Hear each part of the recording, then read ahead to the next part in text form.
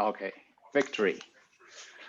Okay, hello. So this is the Open Source Security Foundation Vulnerability Disclosures Working Group meeting on January 11th, first meeting of 2021. So let me share my screen, hide the trails of me trying to actually log in. And ensure the meeting is being recorded. That's us. Is there anyone that's new that hasn't been here before and we would like to meet and greet? No, it doesn't sound like it.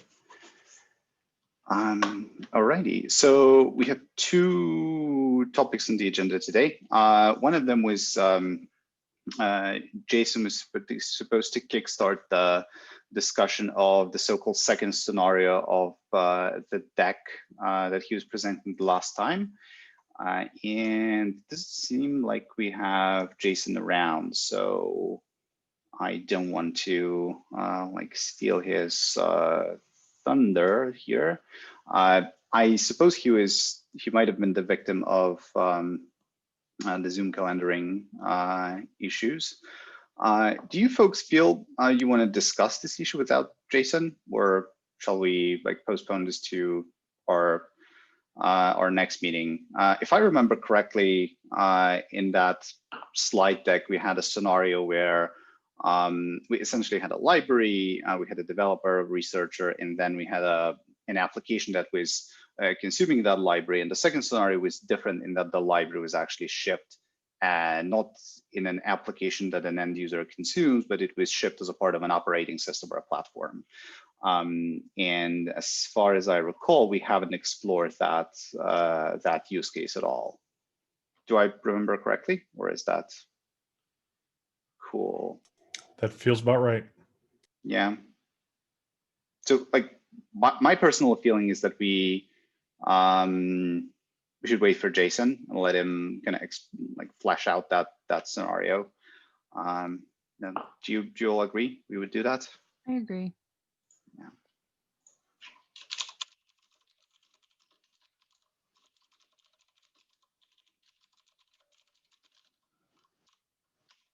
And the second issue I wanted to chat about that kind of got some attention and some thumbs up from some of you was the white paper.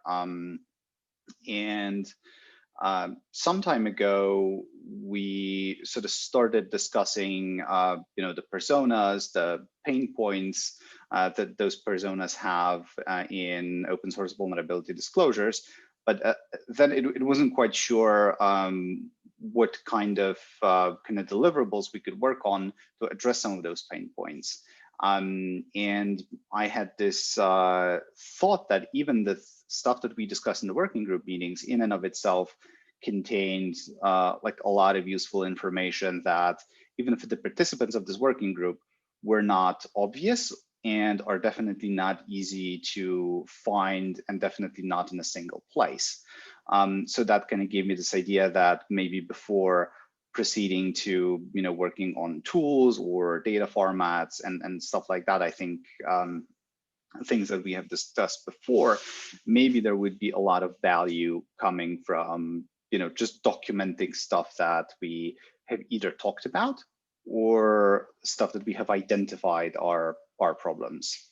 Does that sound like something we could focus on as a group? Yes. I'm not sure that a white paper is going to do that, but I like your objective. I think that it might be one or two small white papers with a like resource list made available somewhere. It's like this, I treat this white paper idea as a seed. What I wanted to do is more to turn the discussion in the direction of let's just document what we collectively know in whatever you guys think is like the most suitable format. Like I can easily see how this might turn into like a short book. but yeah, if there are other kind of formats that would fill the same objective, I'm totally open to that. So Nicole, do you have like a specific other format in mind, or would you Well, kind of split it under along I'd some split lines? it almost into a generic for maintainers of projects, like, because I think that's probably the one that we're diving into first. So like maybe doing a white paper there, because we can definitely talk more intelligently to them in like, hey, you're a new maintainer. Did you know about this? Did you know about this? And that's more of a story, and that can go in a white paper. But for a lot of the other personas at this point, we don't have as cohesive of a story. So perhaps instead just having like a thing saying like, hey, we've identified these pain points and here's resources we know about for these pain points, but more of just like, here's a resource list. We don't have a cohesive story for how to knit this together for you yet. Okay, and this cohesive story for maintainers, what could we do, assuming we could get some help from the OpenSSF, or I do think a PDF white paper would totally work for them, where we could just tell them, hey, you're a maintainer, how about you read this, and we tell you a little story about how a vulnerability should flow from a security researcher through you to potentially being released and communicated. And then like at the end of the white paper, here's a whole bunch of resources you can read for how to accomplish that. Yeah, okay, that seems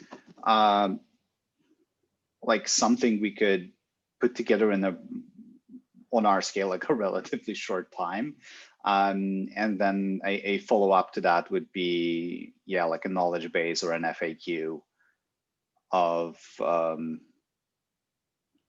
yeah, like specific pain points and solutions, resources in stuff like that.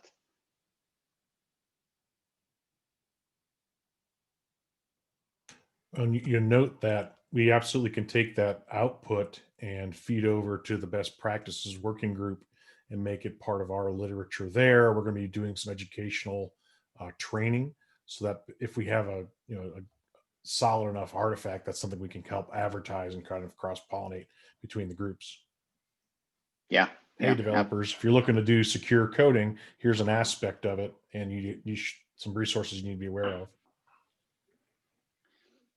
Yeah, I think we even a few meetings back, Dan was looking for help of this kind for one of the open source projects that was sort of trying to level up.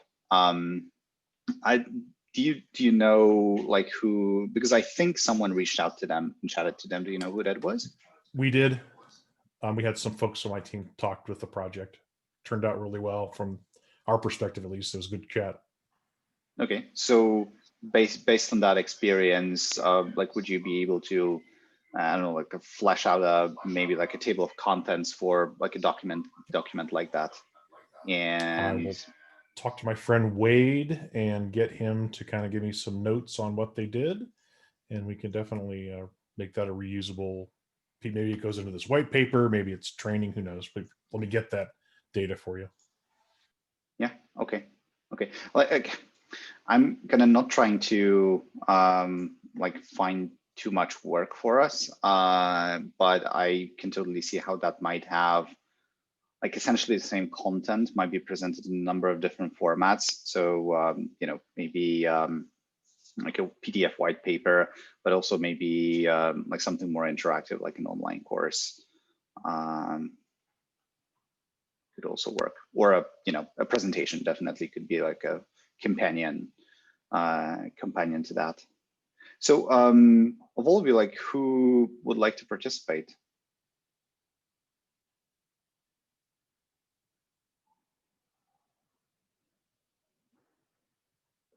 Okay, I see one person raising hand.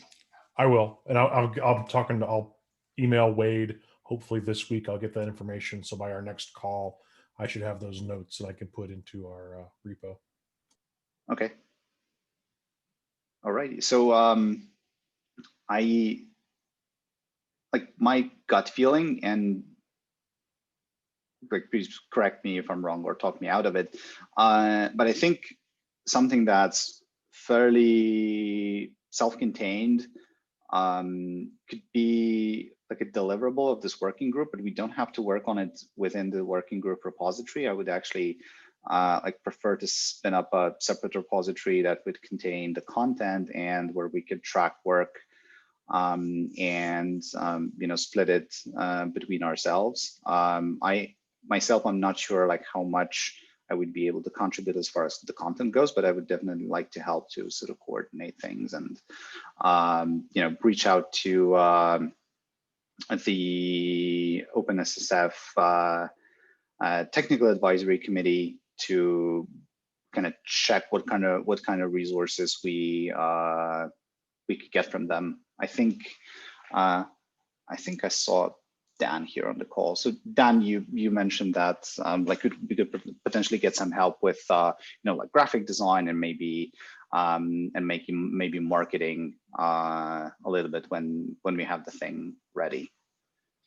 Yeah, so some budget stuff might be coming through soon. We have a meeting later today to discuss that stuff. But if you could write a sentence or two explaining what type of, you know, help you're looking for here, maybe you just said it there, graphic design and marketing. Maybe that's enough. I can take on and just see what the logistics look like. My understanding is that the Linux Foundation has a bunch of graphic designers and marketing people on staff, so it's just a matter of making sure that we can pay for their time correctly. Yeah, I would hope so. Awesome. Yeah. Okay. So I'll reach out to you either later today or tomorrow, and try to send you something that's probably going to be fairly simple to distill from the meeting notes here. Thanks. Cool. So it sounds like we have a project going on, which is pretty cool.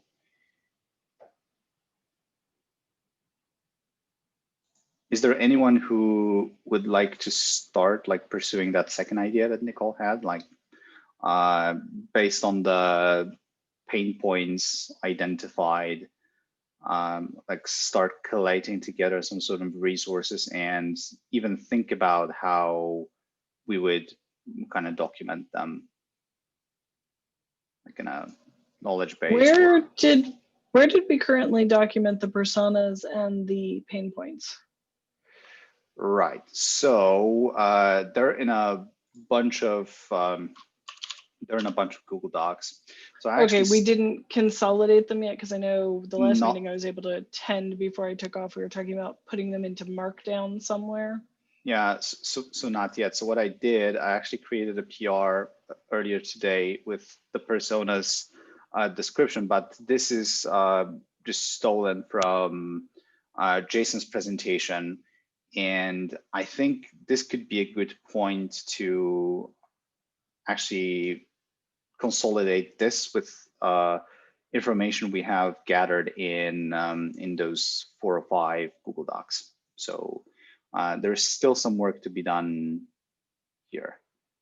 Because I feel like wherever the personas and pain points are going to end up, that is also where the resource guide should end up, because then you can kind of treat it like a requirements document where the pain points can actually link to a resource, and the resources can be broken up by type. So there could be a resource that says, here's all of the existing formats to, you know, accept in vulnerabilities. Here are all the, you know, processes that are out there that are for, you know, storing, or, you know, software that is for storing these internally. And so if we have them, then the pain points could link out to them, and then we could actually make placeholders of, we are unaware of any at this time. If you know of any, let us know. I unfortunately got signed up for 2 classes by my company in January and February. But if this doesn't get taken by the end of February, I would be happy to do this in March and cross-correlate those. Yeah, I think our track record so far is that this is moving somewhat slowly. So it might be there by the end of February. But I also think that if we focus on this maintainer white paper for now, like this is something we would sort of either work on in the background or we would just plain postpone it until after that white paper is released. Does that sound like a fair sort of plan to space things out in time?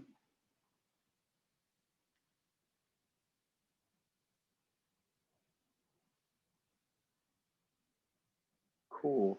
So it sounds like in terms of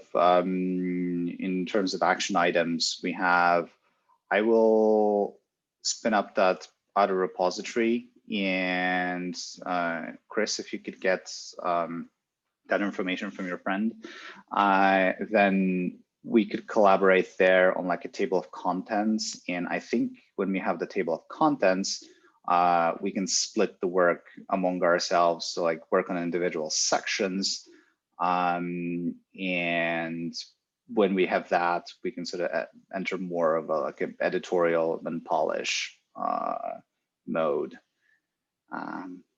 Yeah, sounds like that's I'm Polish, so I might not naturally sound excited, but this is as excited as I get. So that's very exciting. We're actually we're onto something.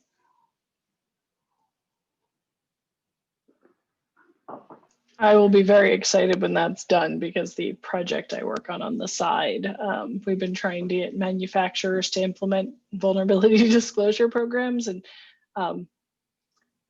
I guess I can link to the page that we put together describing for people how to do that, except I will remind you, I work for the Internet of Dongs. So decide whether you're going to view this on your work computers or not. But you'll see that, we tried to explain to vendors, like, here's how you should have a security.txt, you should have a security email address, so on and so forth. But if I had a white paper to just email to them, it would make my life happy. Yeah, and if it's, yeah. In another life, I work with a group called FIRST. It's the Forum of Incident Response and Security Teams. So I run the third-party component management working group there. So again, any materials that we produce here, I can help cite as examples of good practice in that group. And that speaks to more of the technology industry, so that, Nicole describes her problem with her manufacturers. Well, at least we would have potentially an industry body that is citing this as good practice to help influence her and her particularly unique opportunities.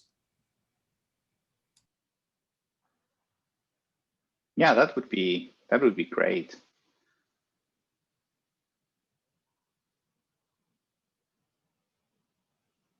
Cool. Sounds like This is super exciting. Yeah, just to jump in. Hello, Casey. First time caller, long time listener.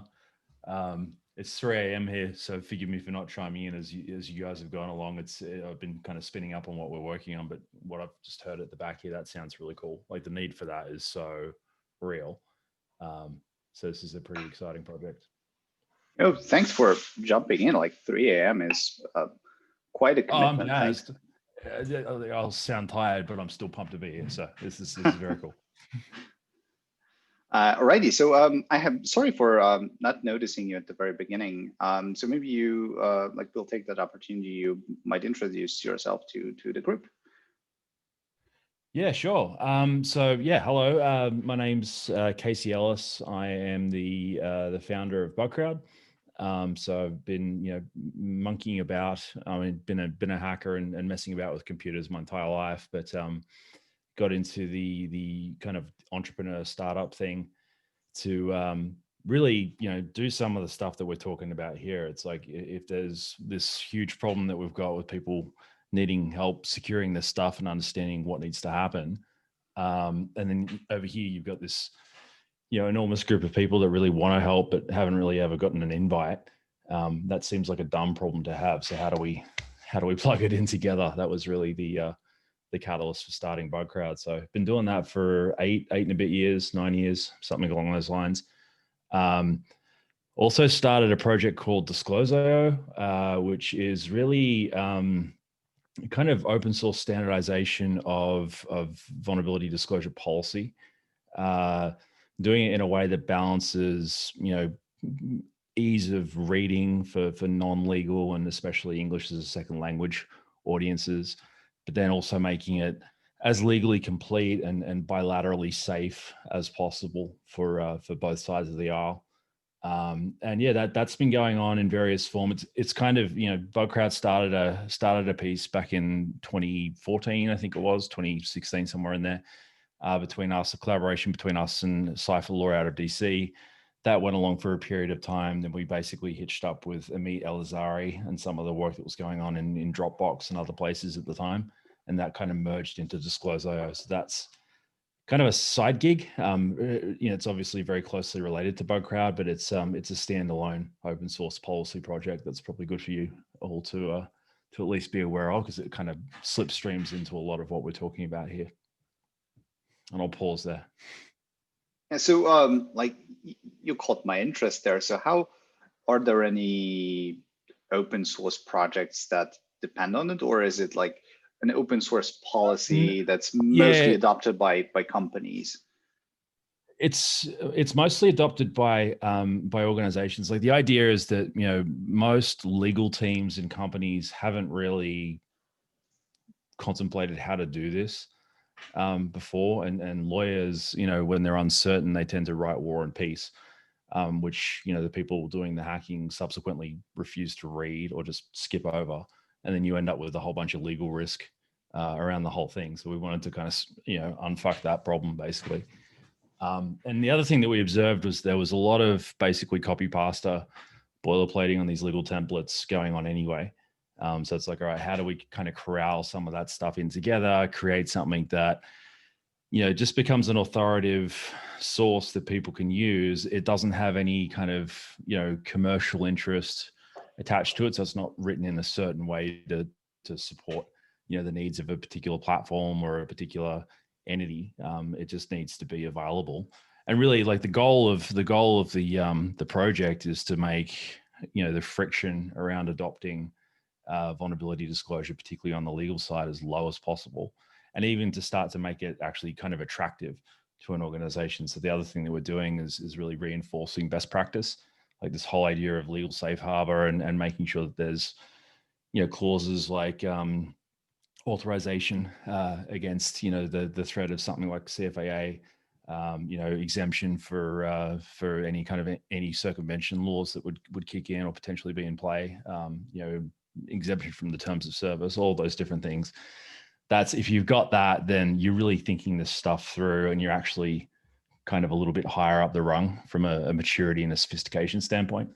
We're in the process of actually adding to that. If you've got a proactive coordinated vulnerabilities disclosure timeline, so the difference between, I think the platform kind of thing that kicked off, 8 years ago, kind of introduced, it kind of munged up, I think, to some degree, the definition of coordinated disclosure, because there's this idea of, well, if we don't want to, we'll just say no, and different things like that. So, there's a maturity step up if the organization says, all right, if we don't get back to you in 90 days or 120 days, you can just go ahead and report it. And we're actually putting ourselves on the hook to fix this stuff. That's another level up. So I'll stop there because I feel like I'm getting into 3 a.m. ramble country at this point. So hopefully that makes a bit of sense. No, that's actually super interesting, because I don't think like the legal aspect of disclosures is something we have ever touched on in this working group, and I think that's hugely important. It's a boogeyman in the closet with the whole thing. Like, it's not the only thing to consider. But when you think about the failure modes of disclosure, they generally cross over into the legal team's territory fairly quickly when it goes that way. So that was part of the logic. It's like, how do we get alignment within the organization as quickly and with as little friction as possible, and do that through open source, because that implies consensus on what's being written. Like, if all of that stuff can come together, then it just it pushes the ball down the hill a little bit faster, which is ultimately what I'm about with this one. It's like, for me, vulnerability disclosure, between now and the heat death of the universe, is just going to be the way that the internet works. And I think we're kind of heading fairly rapidly in that direction at the moment. So from my perspective, the question is how do we accelerate that, but how do we also try to, keep it on its rails? Because there are still quite a lot of things that could go wrong.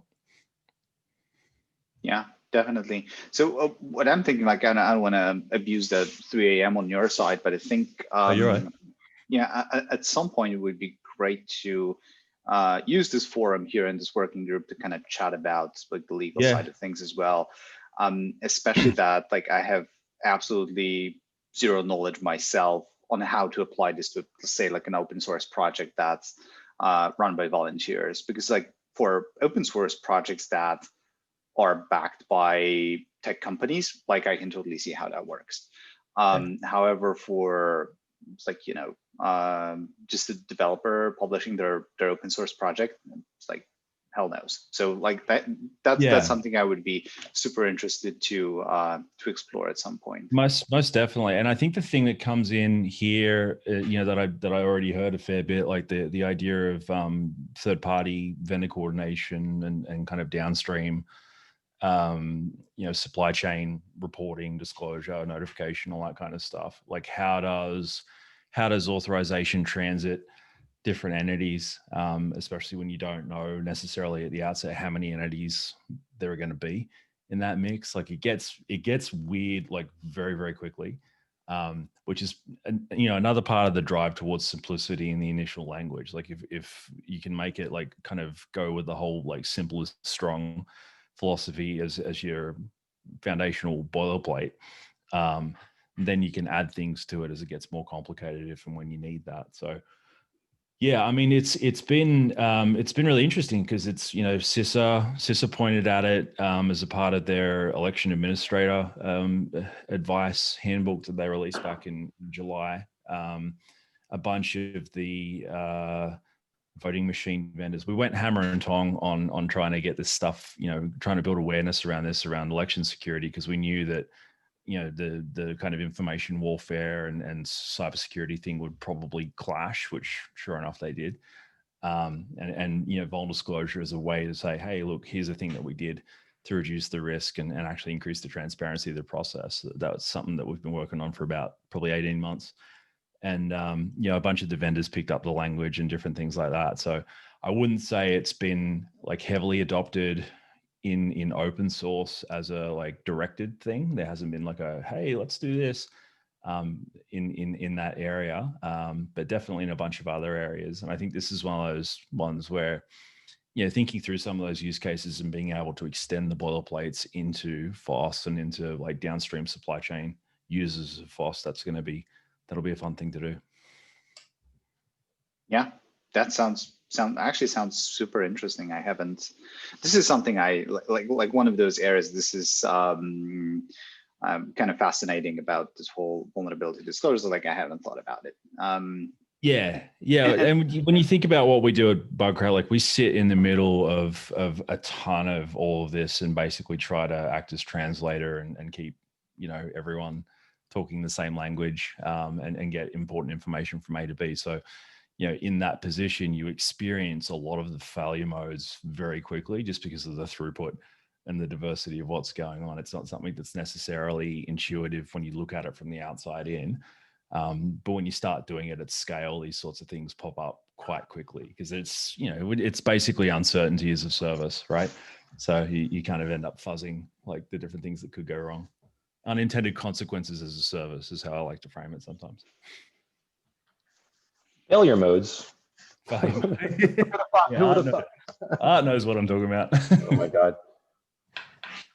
Krob is nodding. Yeah, I know. Yeah. No, I would assume that everyone on this call has seen versions of this. And I don't think solving it to 100% is feasible as a goal. It's more, how do you make it 100%,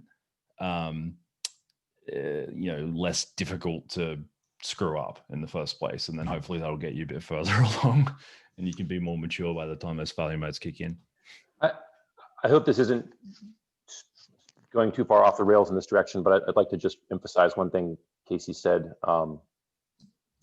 The part about we're going to be living with this for forever, more or less, right? So we have tons of software, we have more and more software, we have tons of open source software. right? I forget the software is going to eat the world quote, but yes, right, happens through continuing increased complexity, increased supply chain stuff, software and everything. We're going to have bugs in our software. They're going to be security bugs in software.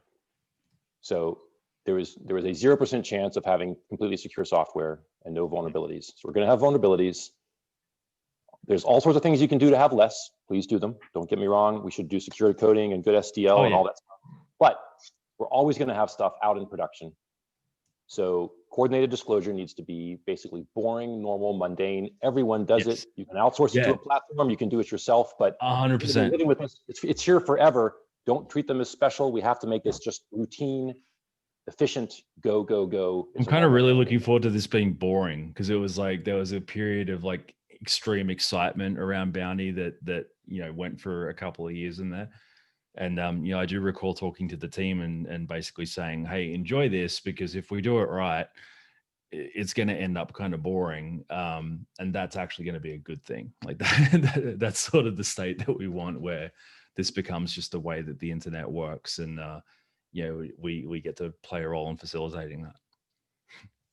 Yeah, and then again, getting back to like the theme of open source is, it's like the bigger projects and bigger organizations kind of, they have an idea that disclosure is there, disclosure needs to be done. Some may have an idea how to do this, but I suspect that the vast majority of the open source maintainers and developers out there have no idea, right? And this is something, and this is something that I think we have a standing chance of addressing, or at least facilitating, that we can put the collateral out there, and kind of educate and maybe work on some tooling to make it a little bit easier.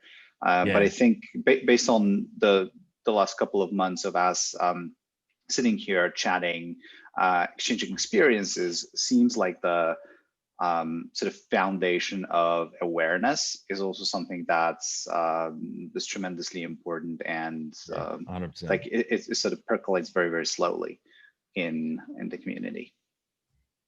Yeah, no, most definitely. The clarity of definition is critical. I do think, one of the pieces, I would say that open source maintainers are probably aware of bug bounty, but they probably aren't, like, I wouldn't be as confident that they're aware of vulnerability disclosure.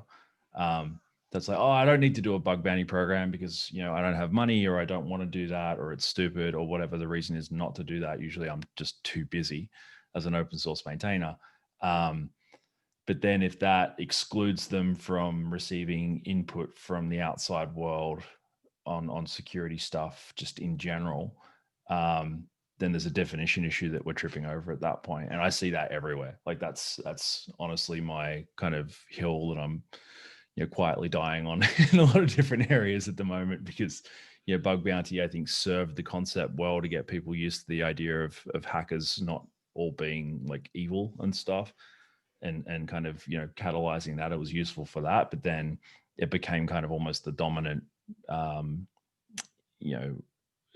introductory concept around the whole thing, like hackers talking to organizations and vice versa. So I think some of this stuff is really useful to say, hey, this is that, you are probably thinking about that thing that you haven't necessarily considered before because you were distracted by this thing. Here's how it works. Like, go have fun. Like, I think that's, the more authority there can be around a consensus driven definition, the more powerful it would become, definitely to open source, people that kind of value that to begin with. Does that make sense?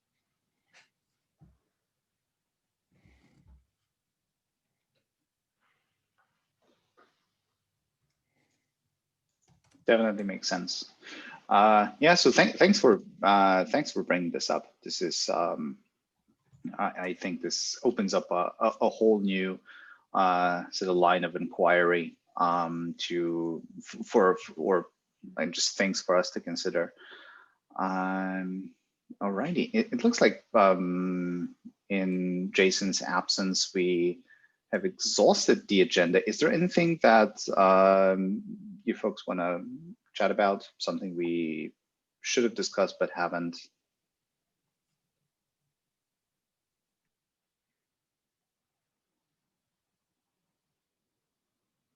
Going once, going twice. Okay, so let's get 15 minutes of our lives back, and Casey can hopefully go to bed. So we have some action items. I'll get that repo for the maintainer white paper going. And the next time we meet in 2 weeks, we can see what kind of progress we've made. Alrighty. Okay, I'll stop the recording now.